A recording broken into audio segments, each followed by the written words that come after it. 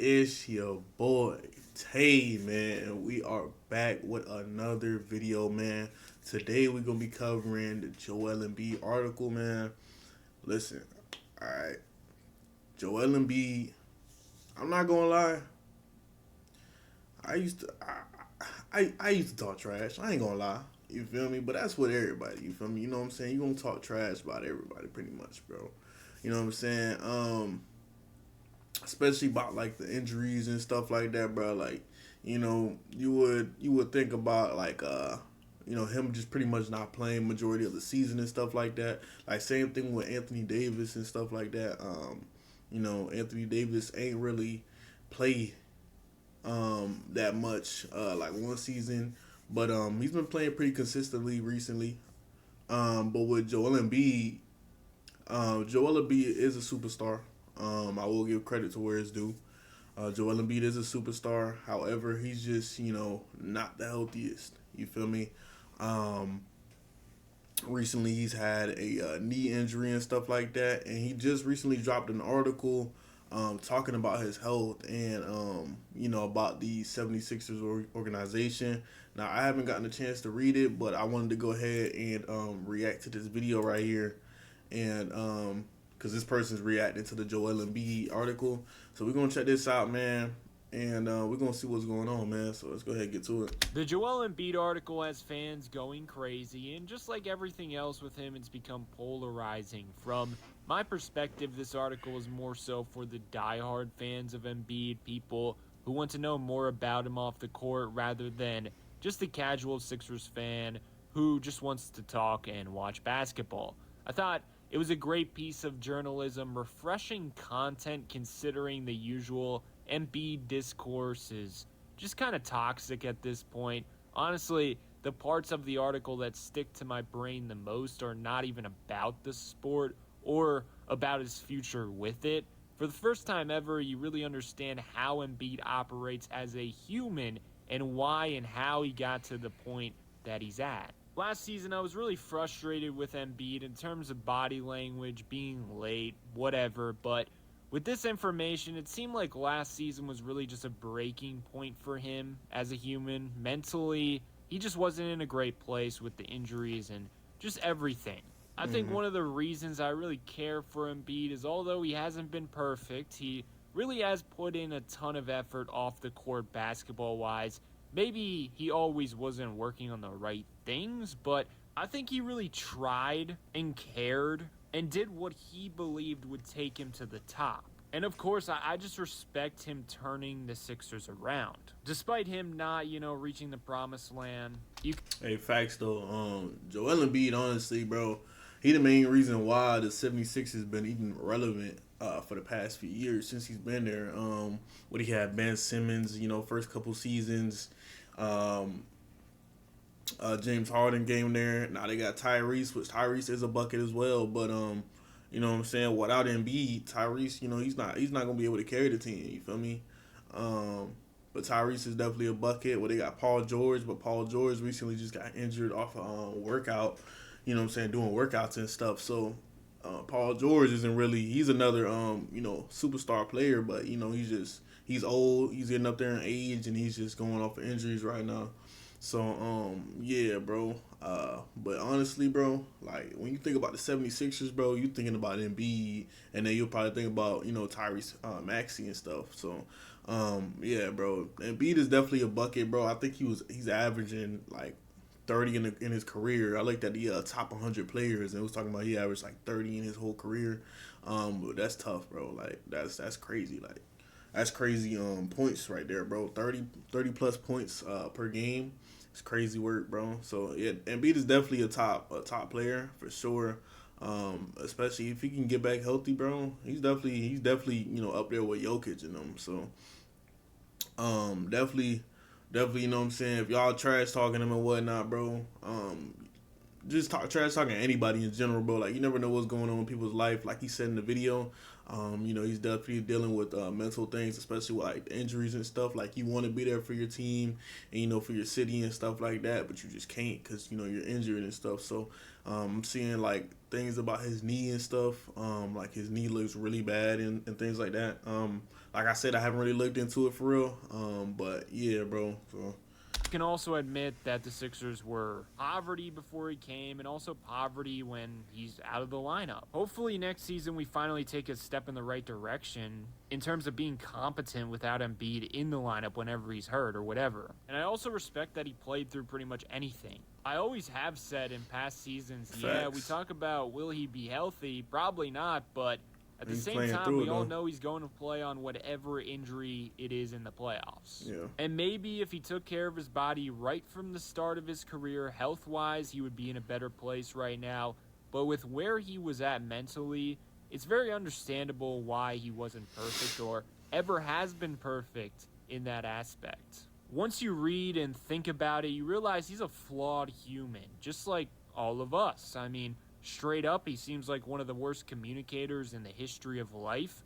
I struggle with that as well, so I get where he's coming from. I was joking with myself while reading. I was like, well, this cooked his trade value because imagine the effort it will take for a new team to break down his walls on top of all the injury concerns. It really seems like if he doesn't trust or like something, his first instinct was always avoid it and just do his own thing. That especially happened early in his NBA career, and just due to that habit, he was never ever going to step into a leadership role and succeed like the Sixers needed him to in that regard. But at the same time, the Sixers were never equipped enough to turn Embiid's bad habits into good.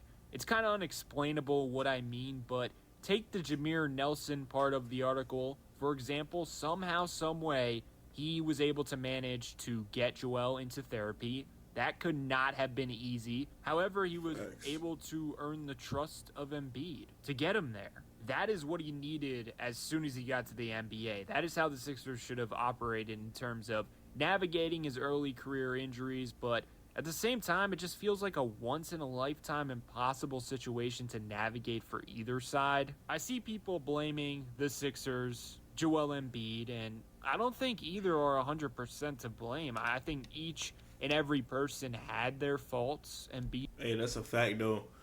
Thinking about it, bro. Honestly, the 76ers, bro, they're giving him valid pieces, bro.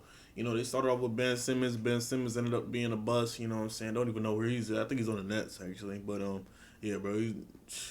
Yeah, and then he ended up getting James Harden. James Harden always been a bucket, you feel me? But you know, it just didn't work out at Philly for him. And now he's got Tyrese and Paul George, bro. You know, both buckets, but Paul George is just, you know, he's not healthy. So Tyrese is really the only one hooping right now, bro. So, I mean, honestly, you can't say the 76ers didn't put the right pieces around them, you know. Um, but definitely, you know, there's definitely things behind the scenes that we don't get to see. You know, that definitely could have played a role. And then, you know, Joel, you know, he can't stay healthy, which isn't his fault, of course, you know. Um, you know, it sucks, bro. It sucks because honestly, bro, if think about it, if this team stay healthy, right, with Tyrese and Paul George, like, yo, I'm not gonna lie, that team will be making a deep run in the playoffs, bro. I got them like making all the way to at least the Eastern Conference Finals, bro. You know, like this team will actually be tough. You know, they got Tobias Harris.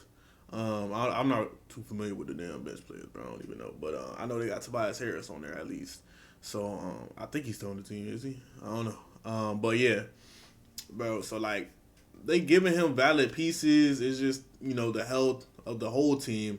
You feel me? And then the health of him, of course, because he's their main piece. He's their main player.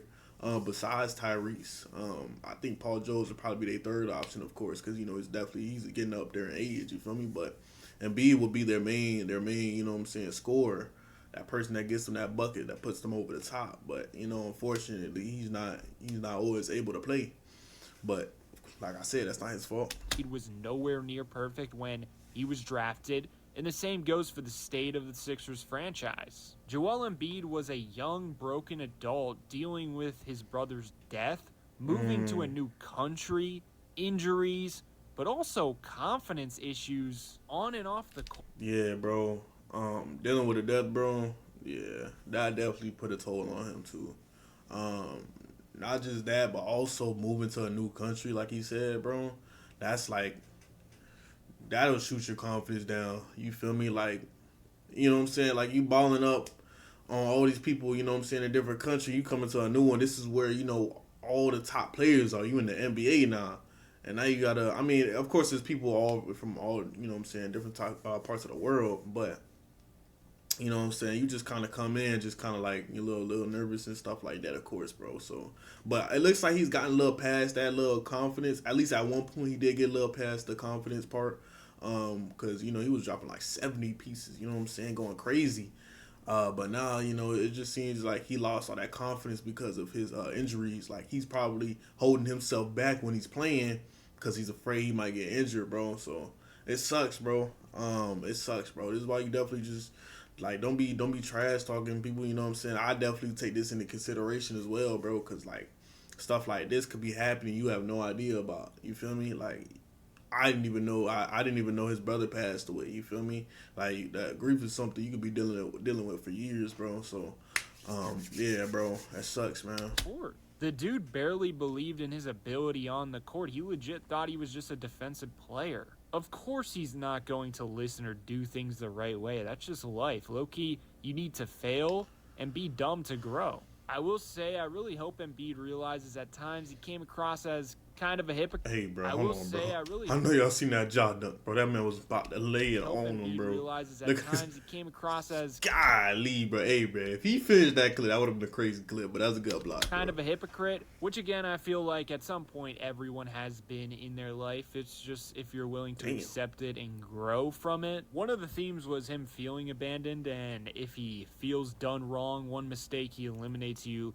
from his life. He has serious trust issues. I think that is fine in terms of people who don't really care for you, but I really hope he's cool with his physical therapist. You could tell she really cared for him and worked so hard for him over the years. I think you could go Damn, as far as yo, that saying man dropped his shoulder on him, bro. I'm worked sorry. so I know he's supposed to be watching, listening, but hard for him over the years. I think damn. you could go as far as saying without her, he doesn't reach the heights he did. And because stuff came up in her personal life, she had to move on. And it seems they're on the pathway of not really interacting much at all anymore. Maybe there is more to the story than we know, but I hope they're on good terms because the trust and care that he seems to be looking for and wanting, she seemed to be right there to give it to him. And I also think at times the grace he gives himself, he doesn't give to others. But once again, it's understandable if you read the entire article. Overall, it's odd because when the expectations changed, when we all could see, oh, we have a generational talent, we can win with this dude. He certainly didn't fully live up to those expectations as far as team success, but at the same time, Hey, real quick, I just want to touch on this James Harden thing, bro, because I seen it on Instagram the other day, bro. Like him and James Harden don't even much talk no more, bro. I think James Harden said something about Joel having something to do with like the trade or something like that. Man, I'm not gonna lie, bro. If that's true, or matter of fact, if it's not true, that sucks for Joel because like if he's just catching her straight pretty much. But if it is true, then it's kind of like damn, bro, why you did? But nah, bro. But yeah, bro, like that sucks, bro.